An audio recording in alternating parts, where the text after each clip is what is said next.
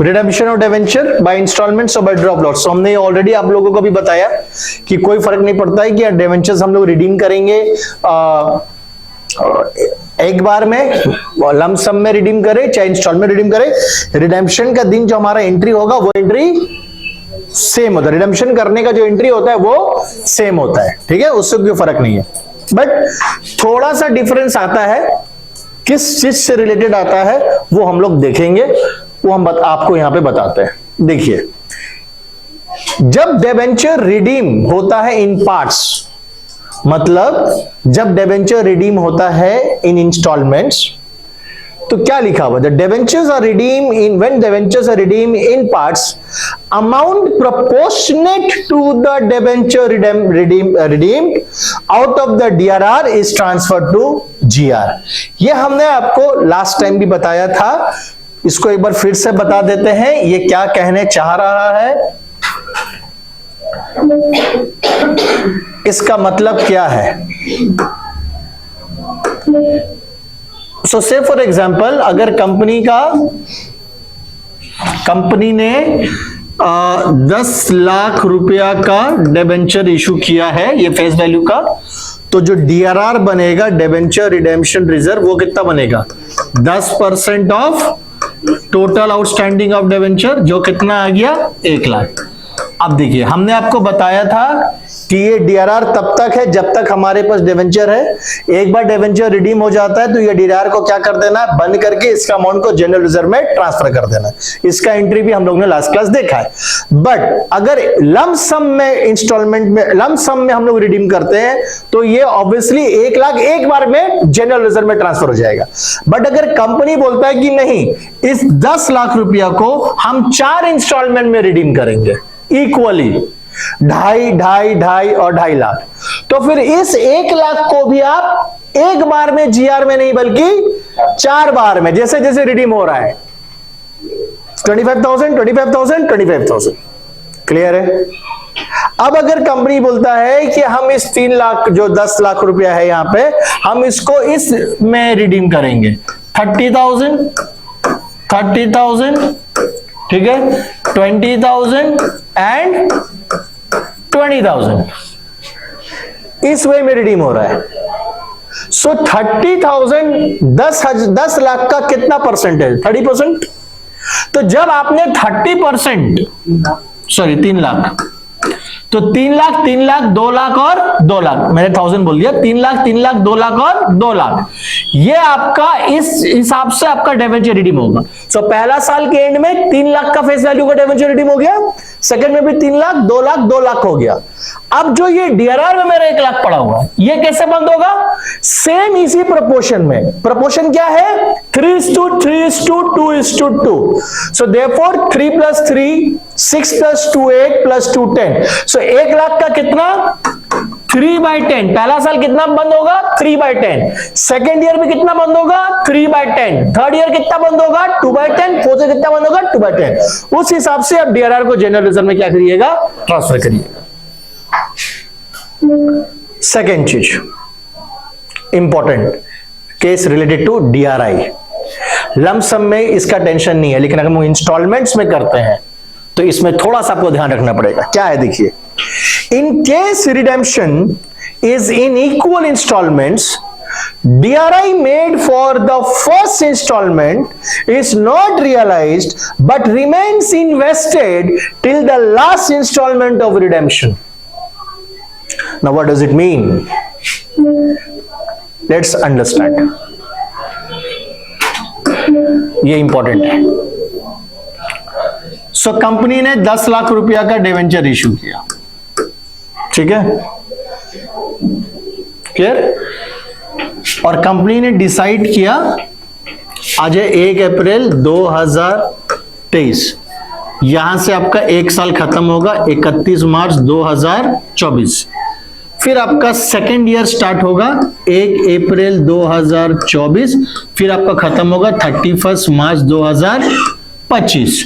फिर आपका third year start होता है 1 अप्रैल 2025 और खत्म होगा 31 मार्च 2026, ठीक है। अब फिर आपका लास्ट में शुरू होता है कौन सा year? Last year, 4th year, 1 अप्रैल 2026 और ये खत्म होगा 31 मार्च 2027। अब देखिए हमने आपको क्या कहा था, डीआरआई से रिलेटेड क्या था रूल? डीआरआई से रिलेटेड रूल ये था कि कंपनी जितना डिवेंचर फेस वैल्यू रिडीम करती है उसका 15% का जो भी वैल्यू आएगा उसका नॉमिनल वैल्यू का वो इन्वेस्ट करेगी कहां पे? गवर्नमेंट सिक्योरिटी, शेड्यूल बैंक, जो प्रिस्क्राइब सिक्योरिटी है उसमें इन्वेस्ट करेगा। अब हम पहला ऑप्शन लेते हैं। मेरा जो पहला ऑप्शन है लमसम। लमसम का मतलब क्या होता है? एक बार में। तो ये मेरा कितना हो गया? ईयर 1, ईयर 2, ईयर 3 और ईयर 4। सो कंपनी ने डिसाइड किया, पहला ऑप्शन कंपनी के पास क्या है? पहला ऑप्शन कंपनी के पास यह है कि company at the end of 4th year, एकदम 4 साल के एंड में रिडीम करे। कब करेगा? 4 साल के एंड में रिडीम करेगा। समझ में आ रहा है? यहां रिडीम करेगा, एकदम 4 साल के एंड में, यहां पे रिडेम्पशन हो रहा है। तो डीआरआई कब करना है? डीआरआई करना है 31 मार्च 2027 को। अगर रिडीम हो रहा है तो इसका पहले जो अप्रैल महीना आया 30 अप्रैल, ऑन और बिफोर 30 अप्रैल, मतलब ये जो है 1 अप्रैल से 30 अप्रैल का बीच में आपको डीआरआई यहां पे कर देना चाहिए नियम के हिसाब से। यहां पे डीआरआई हो जाएगा और आप जैसे यहां पे रिडेम्पशन करेंगे, जैसे आप यहां पे रिडेम्पशन करेंगे तो इसी दिन यही डीआरआई को फिर आप यहां पे क्या करिएगा? बेच दीजिएगा और बेच के जो पैसा आएगा उससे आप यहां पे रिडेम्पशन यूज कर लीजिए। हो गया? जनरली यही होता है कि डीआरआई हम इसलिए कर रहे हैं ताकि उस इन्वेस्टमेंट से आया हुआ रिटर्न पैसा को हम यूज कर सके, अपना रिडेम्पशन में लगा सके।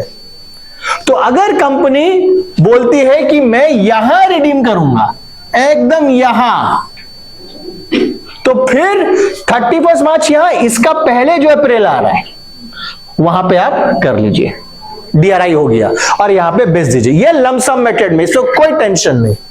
बट अब अगर कंपनी बोला कि नहीं, हम रिडीम करेंगे हर साल 2.5 लाख रुपया करके, सो यानी कि एक रिडेम्पशन यहां होगा 2,50,000, फिर एक रिडेम्पशन यहां होगा 2,50,000, फिर एक रिडेम्पशन यहां होगा। सो 24 में रिडेम्पशन हुआ, 25 में रिडेम्पशन हुआ, 26 में रिडेम्पशन हुआ। हो गया रिडेम्पशन कितना लाख? 2 लाख।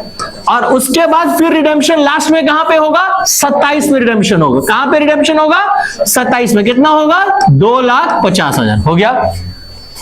अब अगर कंपनी इंस्टॉलमेंट में रिडीम कर रही है तो फिर यहां पे हम डीआरआई कैसे करें?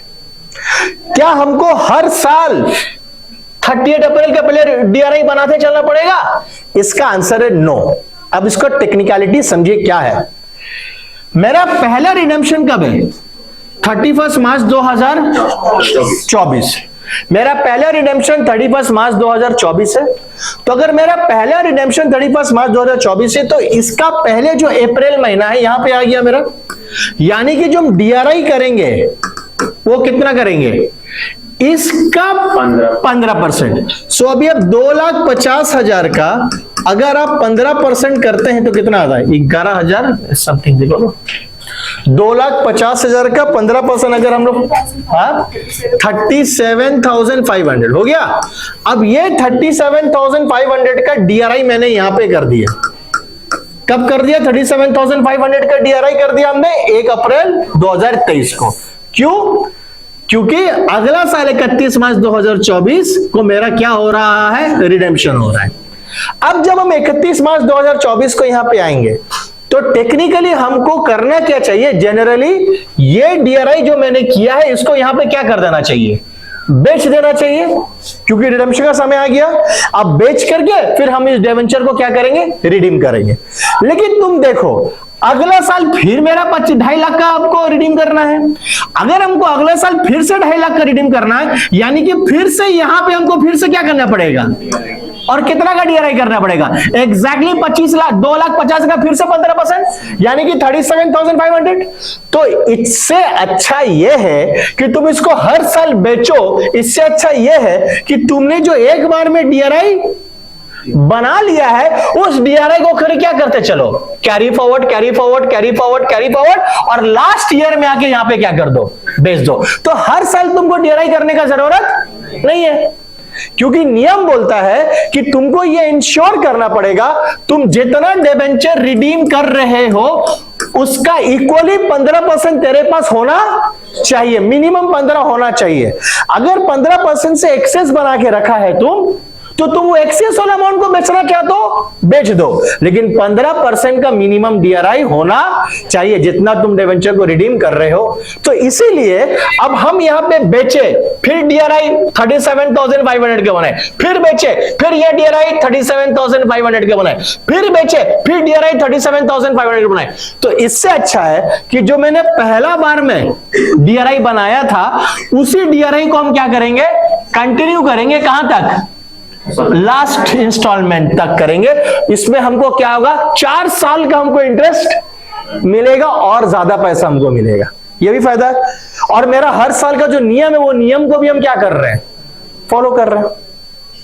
क्लियर। अब ऐसा हुआ, समझ लो तुमने यहां पे, ध्यान से समझो, यहां पे तुमने 2.5 लाख रुपया रिडीम किया पहला साल, और सेकेंड ईयर तुमने क्वेश्चन बोला कि तुम अब 3 लाख का रिडीम्शन कर रहे हो, तो उस हिसाब से 3 लाख का 15% होता है 45,000।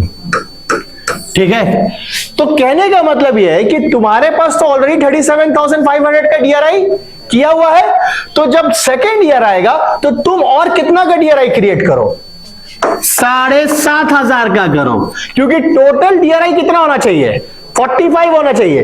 3 लाख का 15% कितना होता है, 45। तुम्हारा पास ऑलरेडी डीआरआई कितना है, 37, उसको आगे क्या कर लो, कैरी फॉरवर्ड कर लो, और कितना डीआरआई क्रिएट करो, 7.5। तो तुम्हारा यहां पे हो गया, नियम हो गया, 45,000 हो गया। अब अगर मान लो 3 2.5 कितना हो गया, 5.5।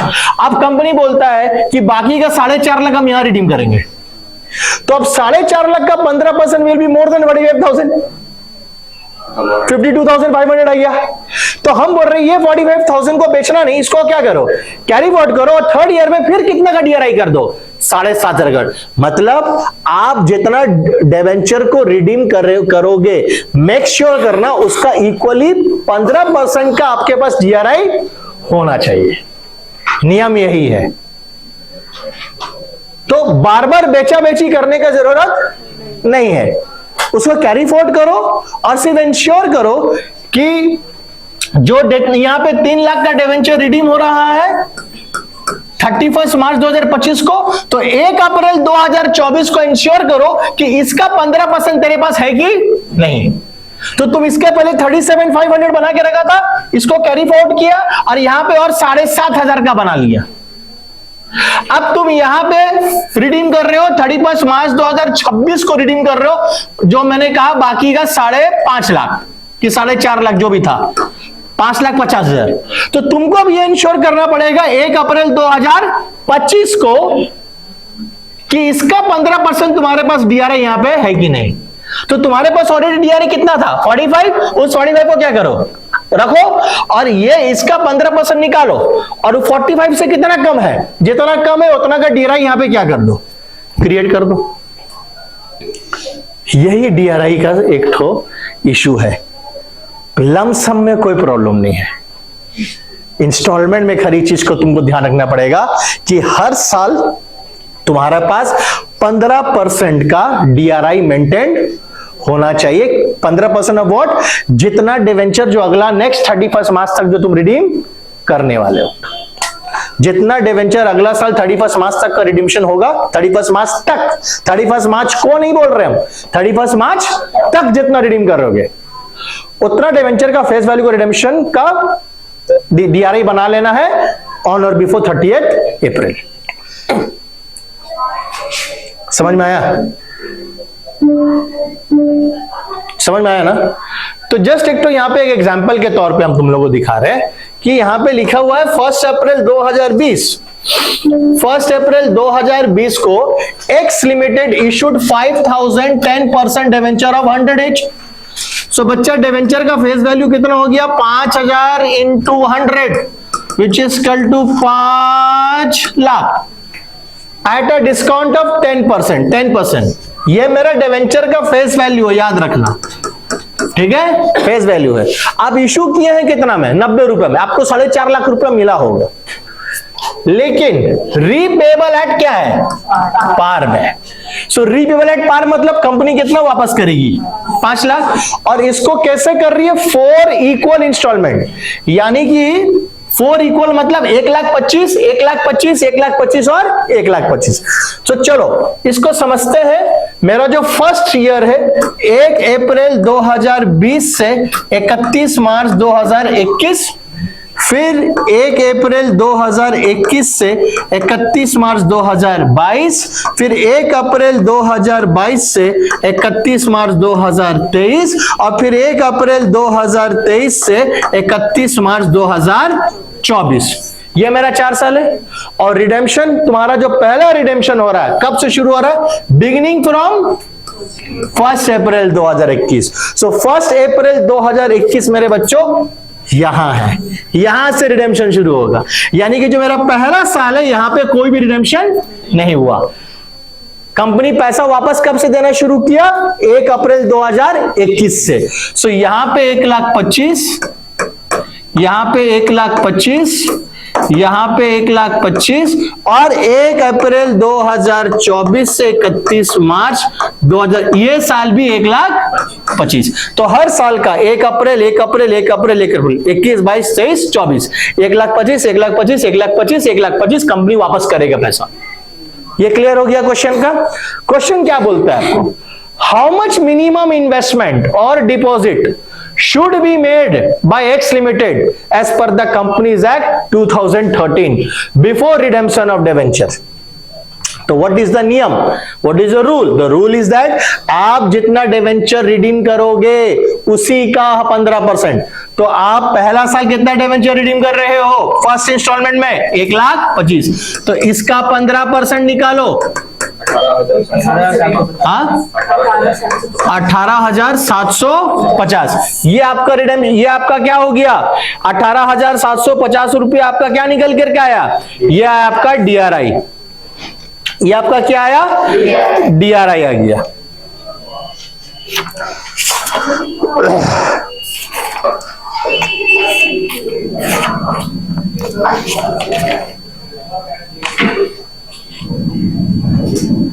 हाँ, ये आपका आ गया DRI।